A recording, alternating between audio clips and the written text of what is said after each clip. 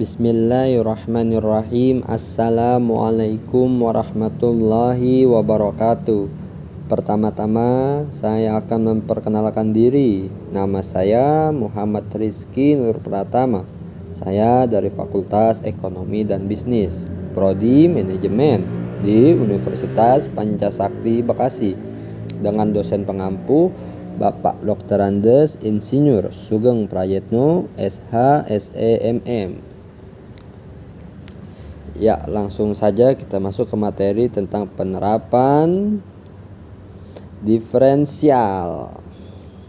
Nomor 1, jika diketahui fungsi permintaan dari suatu perusahaan adalah P sama dengan 875 dikurang 30 Q, dan fungsi biaya perusahaan tersebut adalah C sama dengan Q pangkat 3 dikurang 30 Q pangkat 2 ditambah 200 Q ditambah 1000. Hitunglah laba maksimum yang akan diperoleh perusahaan tersebut. Untuk menghitung laba atau keuntungan, berarti pendapatan dikurangi pendapatan atau biaya atau modal. Dari soal sudah diketahui fungsi permintaan dan fungsi biayanya. Nah, sekarang yang perlu kita cari yaitu pendapatannya. Pendapatan didapat ketika barang terjual. Berarti fungsi permintaan dikali dengan Q atau banyaknya barang. Jadi R 875 dikurang 30 Q dikali Q. Hasilnya 875 Q dikurang 30 Q pangkat 2. Nah, pendapatan sudah diketahui fungsinya dan biayanya juga sudah diketahui.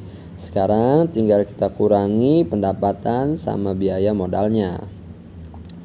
Itu P sama dengan 875 Q dikurang 30 Q pangkat 2 dikurang Q pangkat 3 dikurang 30 Q pangkat 2 ditambah 200 Q ditambah 1000. Maka hasilnya min 3 Q pangkat 2 ditambah 675 Q dikurang 1000. Karena hasilnya masih berbentuk fungsi, kita turunan pertama ya. Min 3 Q pangkat 2 ditambah 675. Nah, ini turunan dari pertama ya. Untuk bisa dihitung kita harus cari Q-nya berapa nih ya. Jadi Q sama dengan Q pangkat 2 dikurang 225. Itu dapat dari mana? Nah, dapat dari turunan yang pertama laba. Min 3 Q pangkat 2 ditambah 675. Biar bisa dijumlahin, biar bisa ketemunya nih, maka kita bagi kedua ruas tersebut sama min 3. Hasilnya Q pangkat 2 tambah 225. Kita faktorisasikan ya ini. Jadi hasilnya Q ditambah 15 dalam kurung Q dikurang 15. Nah, jadi Q-nya kita simpulkan dapat 15. Karena Q-nya 15, maka kita substitusikanlah dari permintaan, dari biaya, dari modal, dari keuntungan, dari laba. Maka dari hasil dari permintaan itu 425. Nah, sedangkan biayanya 625. Nah, pendapatannya 6.375. Jadi labanya pendapatan dikurang biaya 7.765 dikurang 775. Nah, jadi hasilnya tersebut ya, ada di situ. Atau bisa juga kita substitusikan 15 ke fungsi dari laba. Maka hasilnya sama. Jadi perusahaan tersebut akan mendapatkan 5.750.000 jika perusahaan tersebut menjual 15 barang. Ya.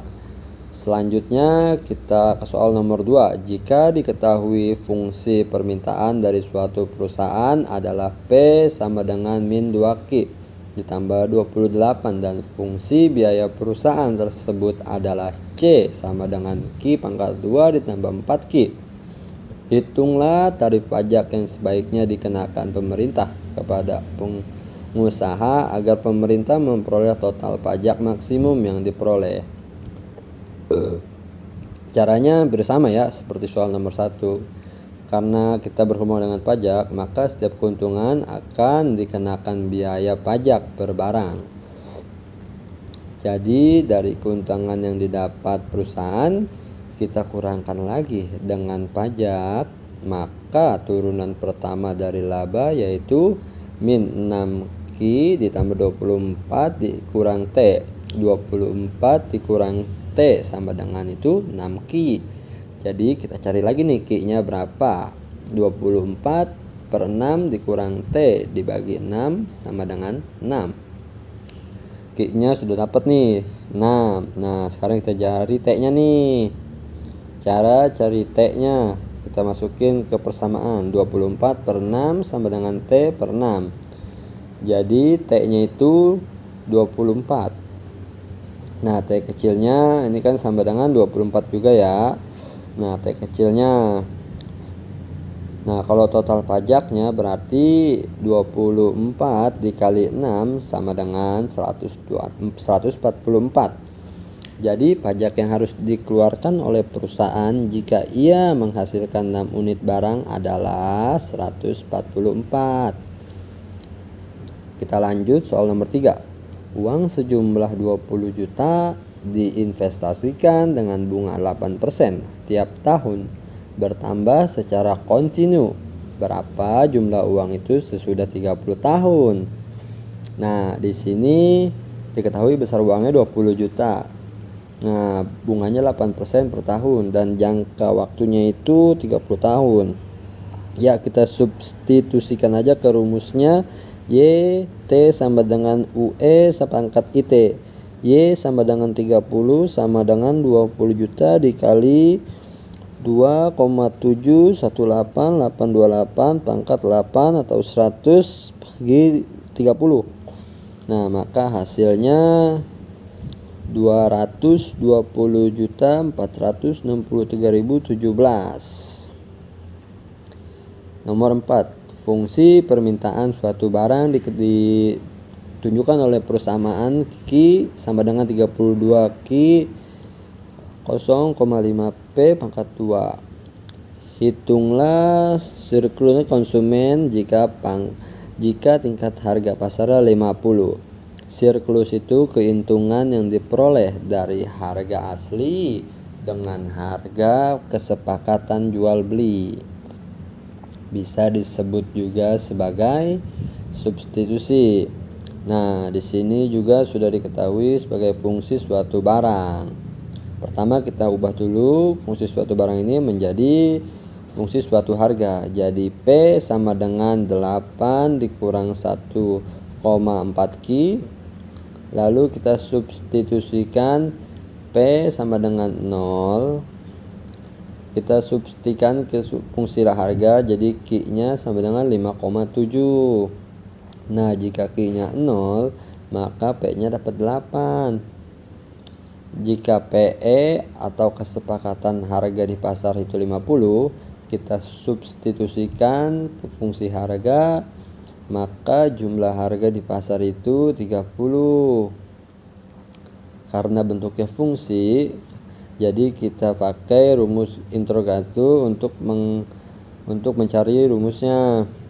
Dengan batas-batas itu, batas dari harga keseimbangan di pasar sama harga jual pertama atau pengeluaran dan dikalikan dengan harga jumlah barang. Jadi sirkel konsumen dari fungsi suatu barang Q sama dengan 32 0,P pangkat 2 dengan tingkat harga pasarnya 50, maka hasilnya 525,6. Ya, nomor 5, seseorang produsen mempunyai fungsi penawaran P sama dengan 2Q ditambah 10. Hitunglah surplus produsen bila tingkat keseimbangan harga pasar adalah 30. Caranya sama nih kayak nomor 4. Kita ubah dulu fungsinya menjadi Q sama dengan 50P Lalu kita substitusikan lagi jika P-nya sama dengan 0, jadi Q-nya min 5. Jika Q-nya 0, maka P-nya 10. Nah, jika PE atau keseimbangan pasarnya 30, maka keseimbangan barangnya di pasar itu atau QE sama dengan 10. Lalu kita substitusikan aja ke graf tertentu dengan batasnya harga keseimbangan di pasar sama harga penawarannya, dan dikalikan lagi dengan P atau harga per barang.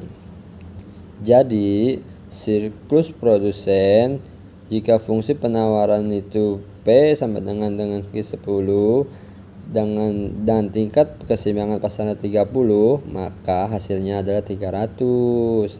Nah, sekian dari saya. Itu saja yang bisa saya bahas dari soal dari Bapak Sugeng Prayetno ini. Kurang lebihnya mohon maaf. Billahil taufiq wal hidayah. Wassalamualaikum warahmatullahi wabarakatuh.